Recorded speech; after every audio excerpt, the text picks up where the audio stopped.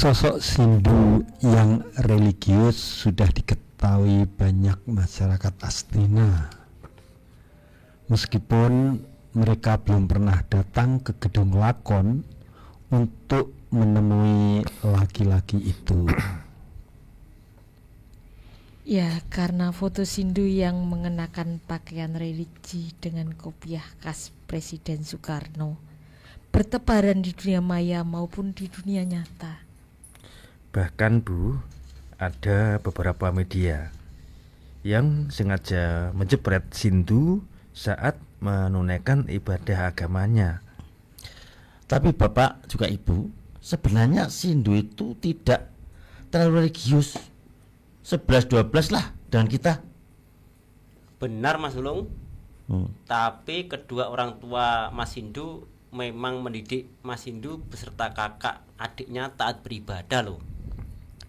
Ya, namanya juga orang tua pada umumnya selalu melakukan hal yang sama seperti yang dilakukan oleh kedua orang tua Sindu, Nak.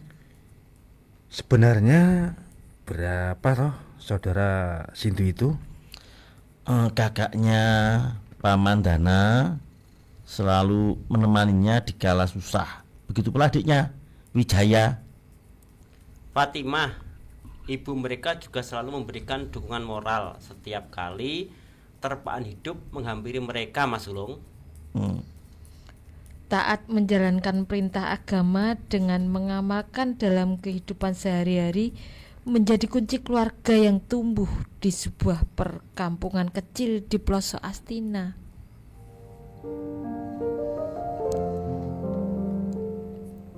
Namun ternyata ketaatan itu justru menjadi bahan fitnah. Suatu ketika Sindu dihadang seorang wartawan junior. Di kejauhan, wartawan senior yang bernama Mada Bungalan memperhatikan juga wartawan senior Sinta Dewi. Selamat pagi Pak Sindu. Apakah benar Bapak anggota Himpunan Pembebasan Astina atau HPA? Siapa yang menyuruh Anda? Tapi benarkah apa yang disampaikan oleh jurnalis junior tadi, Pak Sindu? Anda saudara Mada Bungalan dan Sinta Dewi sebagai jurnalis senior harusnya tidak terjebak dalam opini yang menyesatkan. Maaf, tapi rumor itu sudah berkembang baik di media cetak, elektronik maupun media sosial. Nah, itu menjadi PR bagi Anda semua untuk melakukan investigasi atas rumor yang berkembang itu. Termasuk siapa yang menyuruh jurnalis junior seperti yang Bapak tanyakan tadi? Ya, tepat sekali. Kenapa Pak Mada Bungalan membela Pak Sindu? Loh, memang kenapa? Pak Sindu itu orangnya orang Himpunan Pembebasan Astina loh. Masa sih? Pak Sindu termasuk struktural Himpunan Pembebasan Astina. Makanya dia takut. Dia dekat dengan pemuka agama Astina agar tidak dicap anggota Himpunan Pembebasan Astina gitu. Rasanya sulit ya mempercayai bahwa Pak Sindu adalah anggota Himpunan Pembebasan Astina.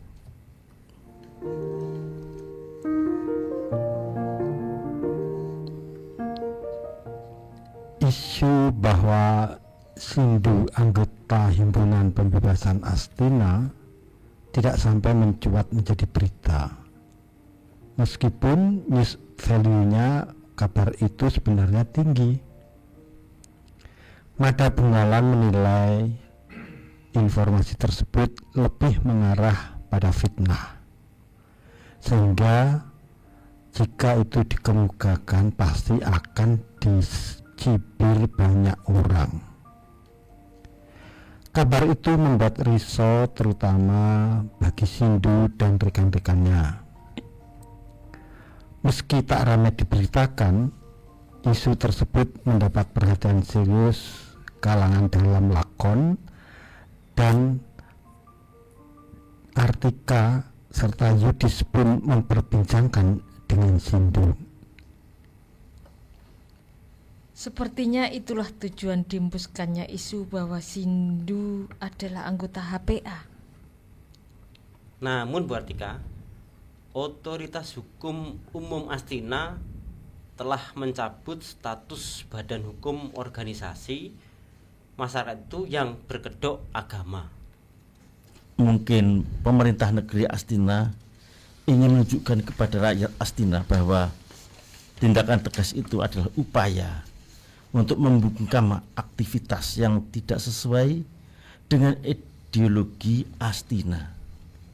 Dan HPA itu dicap sebagai organisasi radikal. Dengan begitu Pak Sindu dianggap berseberangan dengan ideologi negeri Astina. Berbagai fitnah semacam itu biasa saya hadapi di lakon Pak Pramono, Pak Yudis dan Bu Artika. Bahkan dulu Pak Sindu pernah dituduh membiayai gerakan teroris. Dan fitnah itu sempat dibahas di forum Kabinet Perdana. Konon Perdana Menteri mengakui mendapatkan laporan dari Deputi 3 Badan Telik Sandi Negara. Begitu kan Pak Pramono? Ya, Bu Artika, saya sebagai abdi senior lakon dituduh memasukkan ajaran garis keras. Pasti Pak Sindu cukup bingung memikirkan gosip itu.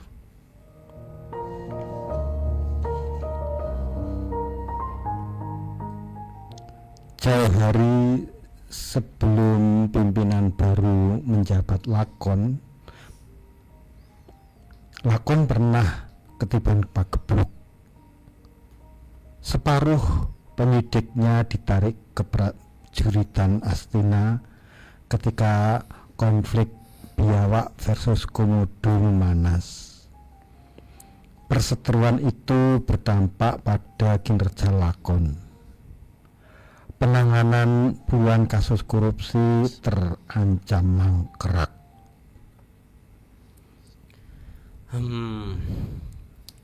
Waktu itu saya memang diminta menjadi pelaksana harian kepala penyidikan. Nah, saat itulah Pak Sindu menunjukkan kredibilitasnya. Ya, memang bagi Pak Sindu tak ada yang ditakuti di tengah upaya memberantas korupsi.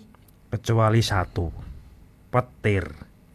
Ya, petir alias halilintar alias beledek. Ya, benar sekali Pak Pramono. Saat kita dulu tengah menggeledah rumah tersangka kasus korupsi di daerah Mayapada, saya benar-benar kaget mendengar petir. Saya juga begitu kaget mendengar Pak Sindu saat itu berteriak seperti orang kesurupan. Bahkan baru terlihat kilat saja Pak Sindu itu sudah panik. Dan Pak Sindu bersikukuh. Kilat petir berbeda dengan kilat lampu atau lampu motor butut. Saya Bu Artika. Dulu Pak Yudis mengira ketakutan saya itu sebagai suatu hal yang lucu. Kini saya memahami bahwa ketakutan Pak Sindu itu adalah gambaran tentang akibat yang akan menimpa seseorang atas hal-hal yang sangat sensitif.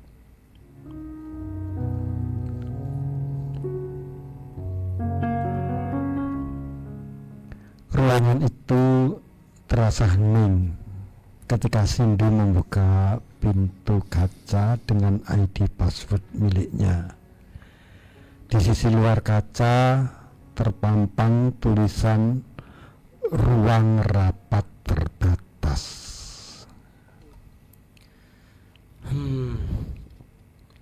Sudah jam 1 siang. Tapi pimpinan belum tampak, Pak Yudis. Padahal agenda hari ini adalah gelar perkara kasus korupsi kelas kakap dalam proyek pengadaan kertas kartu keluarga atau K3.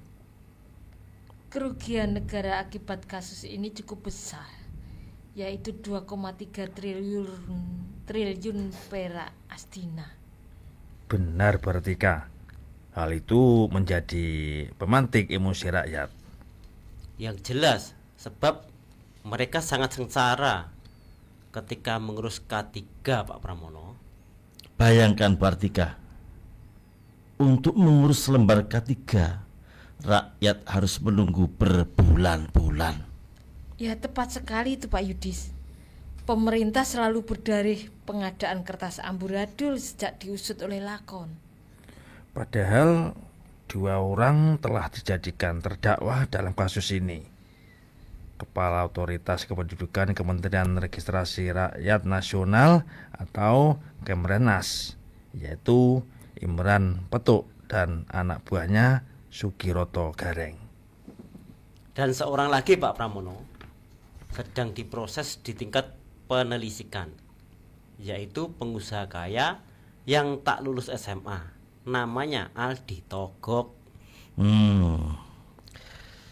Sebenarnya ketiga orang itu bukan pelaku utama Pak Sindu, karena dana dan bukti-bukti yang dikumpulkan, ada satu nama besar yang diduga kuat terlibat. Sepertinya yang dimaksud Pak Yudis adalah Sono Toloyo, Ketua Lembaga Asembli Nasional atau Lemanas itu ya Pak ya? Memang sepertinya begitu Bartika. Peran politisi ulung yang akrab dipanggil Sono itu sangat sentral.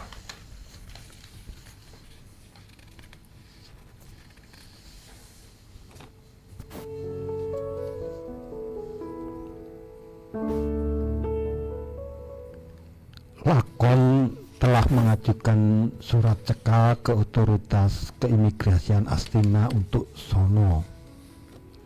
Artinya Sono tidak bisa lagi pergi ke luar negeri, tak bisa kabur.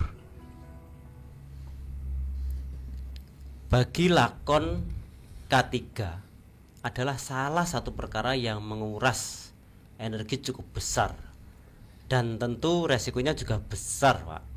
Benar Pak Sindu, karena kita harus membuktikan keterlibatan Sono dalam skandal K3. Tugas kita memang cukup berat, mengingat posisi Sono sebagai pemimpin atau pimpinan tertinggi Lemanas, sekaligus ketua umum perkumpulan Galaksi Karbit atau Galkar. Ya, iya Bu Artika. Galkar itu salah satu perkumpulan di negeri Astina yang berada di barisan pendukung Perdana Menteri dan wakilnya.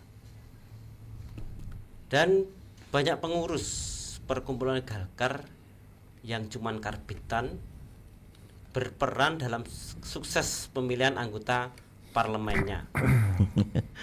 Ideologi di tubuh perkumpulan itu tidak penting. Asal punya uang, siapa saja bisa jadi ketua umum. Sono buktinya. Ya Pak Yudis, suara sumbang di tubuh perkumpulan itu nyaring terdengar ketika Sono ujuk-ujuk mencalonkan diri sebagai pimpinan tertinggi. Dan Sono pun diduga menyuap mayoritas utusan daerah Galkar agar mau memilihnya sebagai pemimpin besar. Sayang sekali ya Pak Pramono, dugaan itu raib seiring dengan terpilihnya Sono. Elit Galkar yang awalnya resah mendadak tak berkutik. Mereka memilih ikut arus. Saya akan tetapkan Sono sebagai tersangka.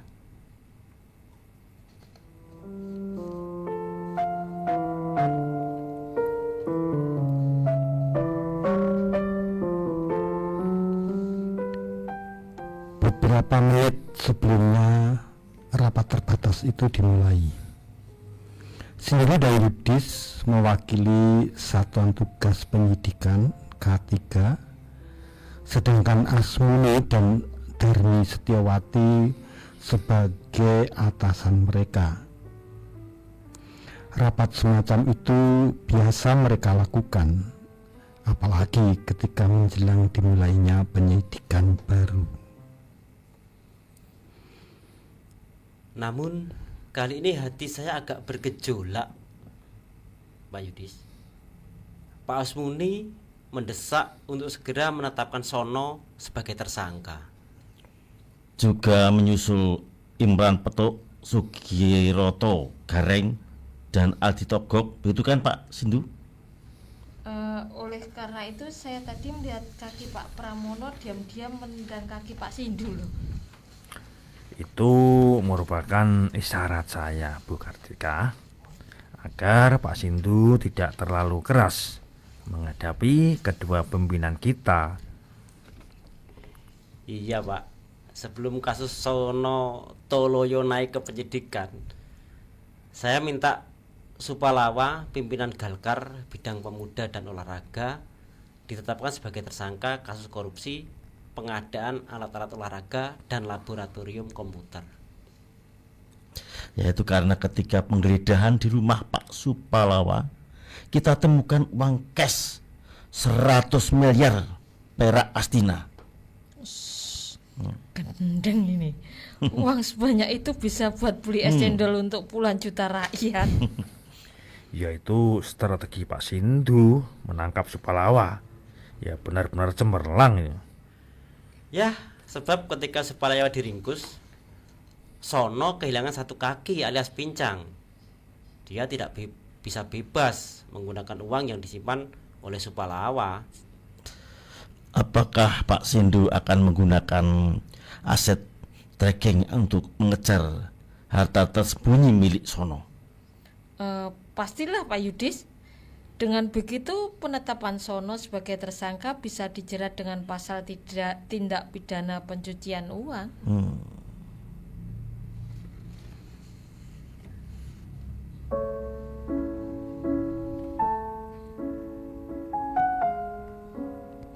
Namun sepertinya paparan itu bocor ke gubuk Sono.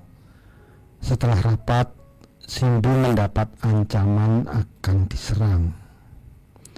Namun ancaman itu bukan petir, sehingga tidak membuatnya lupa makna keberanian yang terselip di logo lakon. Nah, sekarang nggak ada petir, tapi udara dingin cocok untuk menikmati nasi goreng buatan anak-anak. Ayo Mas Ulung, kita action. Oke, dadikku sayang. Bantu ndak ya? Bantu Ambil ndak ya? lombok. Bantu ndak ya? Bantu Apa ya? ndak ya? Ndak usah bantu lah. Lomboknya banyak. Itulah.